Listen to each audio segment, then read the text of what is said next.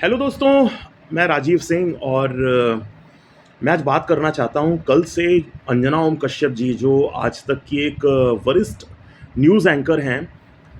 उनके द्वारा उनका दिया गया एक विवादास्पद बयान about the online teachers and जो भी फ्रीलांसर्स हैं, जो ऑनलाइन टीचर्स हैं, जो यूट्यूब चैनल्स पे वीडियो अपलोड करते हैं ताकि ऐसे बच्चे लाभान्वित हो सकें जो ग्रामीण परिवेश से आते हैं, जिनके पेरेंट्स बहुत ज़्यादा फीस अफोर्ड नहीं कर सकते कि वो अपने बच्चों को बाहर अच्छी पढ़ाई के लिए भेज सकें।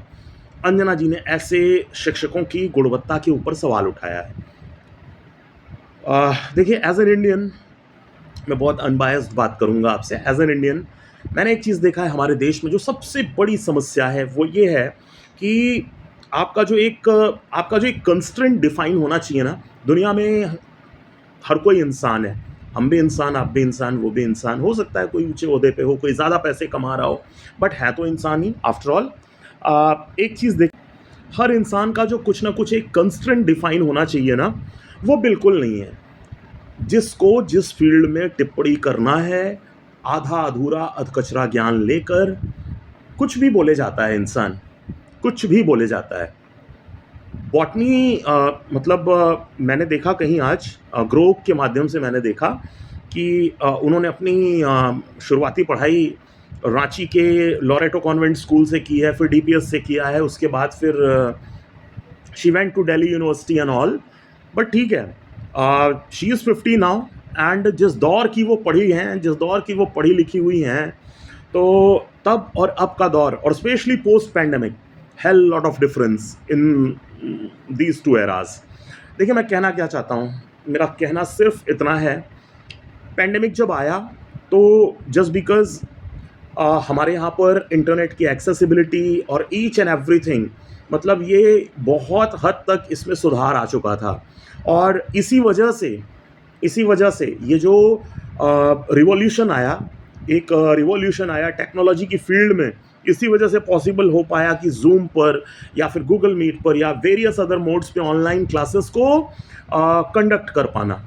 एक बच्चा जो स्कूल में पढ़ता है, मान लीजिए लखनऊ जैसे शहर में पढ़ रहा है, कानपुर में पढ़ रहा है, दिल्ली में पढ़ रहा है, स्कूल में उसको जो टीचर पढ़ा रहा है, सपोज फिजिक्स स्कूल के किसी एक टीचर से उसने पढ़ा, और उसी टॉपिक का वीडियो जब वो जाकर सर्च करता है और उसको वेरियस अदर ऑप्शंस मिलते हैं। फॉर एग्जांपल, उसको ग्रेविटी पढ़नी है, ग्रेविटी उसको अलग पांडे सर पढ़ा रहे हैं, ग्रेविटी उसको उमेश राजौरिया सर पढ़ा रहे हैं, and number of other options are available over there on YouTube. तो बच्चे के पास बहुत ज़्यादा ऑप्शंस हो जाते हैं उनमें से बेस्ट को सेलेक्ट करने के लिए। तो इस चीज़ को नेगेटिव वे में ना लेते हुए पॉजिटिवली देखना चाहिए। बहुत सारे ऐसे मुद्दे हैं जिन पर उनको फोकस करने की ज़रूरत है अंजना ओम कश्यप जी को। नीट का पेपर लीक हुआ, लेकिन उस पर कोई बात नहीं। कोई भी इशू होता है, गवर्नमेंट से एक सवाल पूछने की उनकी हैसियत नहीं, कभी भी कोई सवाल गवर्नमेंट से वो खुल के पूछ नहीं सकती हैं, और सवाल वो खड़े कर रही हैं ऐसे ऐसे टीचर्स के ऊपर। For example, I'm an ordinary physics teacher, but I had went through several videos of Umesh Rajoria sir, who belong to Magnet Brain channels, a Magnet Brain channel, and his knowledge, he's a prodigy in physics. Without any shadow of doubt, I can say that he's a prodigy in physics, and uh,